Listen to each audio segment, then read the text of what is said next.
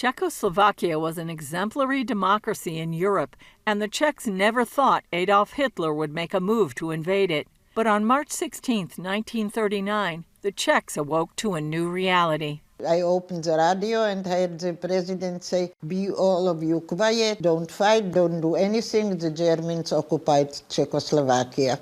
For teenager Hanna Malka and others like her, life wouldn't be the same. For the Jews, everything changed. First of all, I couldn't go anymore to school. Then I couldn't speak with my friends, and I was, at my age, the only Jewish girl. Hanna shared her story with journalists through a social initiative called Zikaron V'Salan, Living Room Remembrance.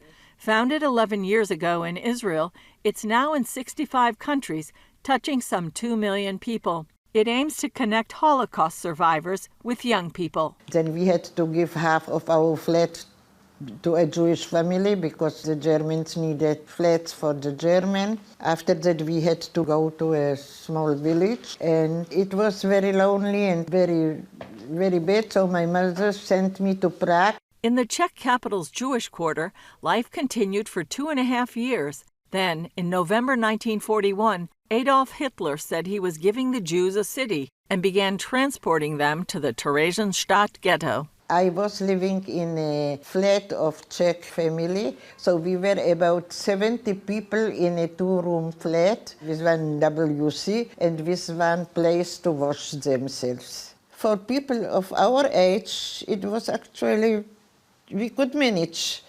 We made each other and speak with other. I had always the feeling that everyone there wanted to give the best of himself so that to make other people a little more happy. Hitler used Theresienstadt for propaganda to deceive the world about what his true intentions were for the Jewish people. The children even put on an opera called Brundibar.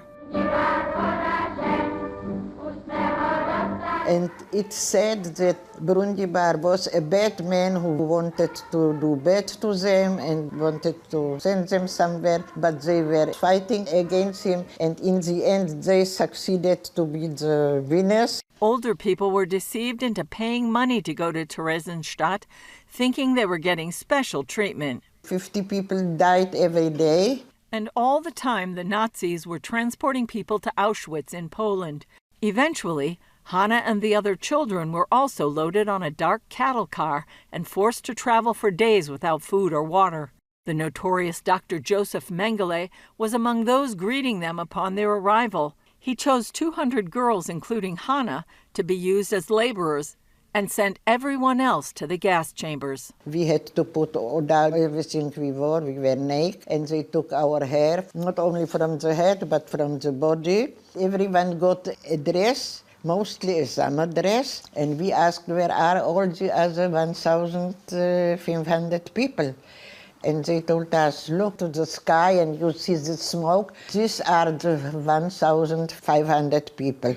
Hanna and the 200 girls were then sent to Germany, and she spent the rest of the war as a maid or working in a factory for the Germans. According to Hanna, they always tried to guard their humanity. We wanted to stay people all the time. Maybe we didn't see like people, but we felt like people. As Germany began to fall, Hanna's life was once again in danger.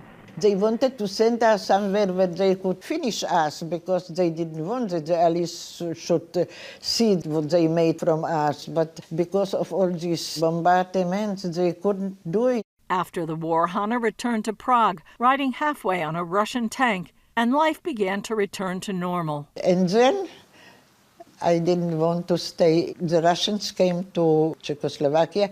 They were two people. They were the Russians and the Americans. And the Americans were good, but the Russians, not so much to speak about it. In 1946, Hanna came to pre-state Israel. Like many survivors, she didn't share her story for years. Hanna's granddaughter, Hanna Malka, who joins her at events, was a teenager when she first heard her grandmother's story.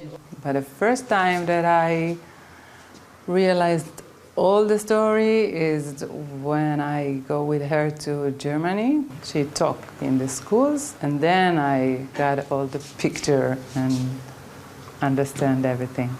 Hanna, who will soon be 100 years old, has 2 children, 5 grandchildren, and 2 great-grandchildren. After all she went through, she says she wants people to remember, no matter how bad a situation is, there's something or someone good to be found. Julie Stahl, CBN News, Tel Aviv, Israel.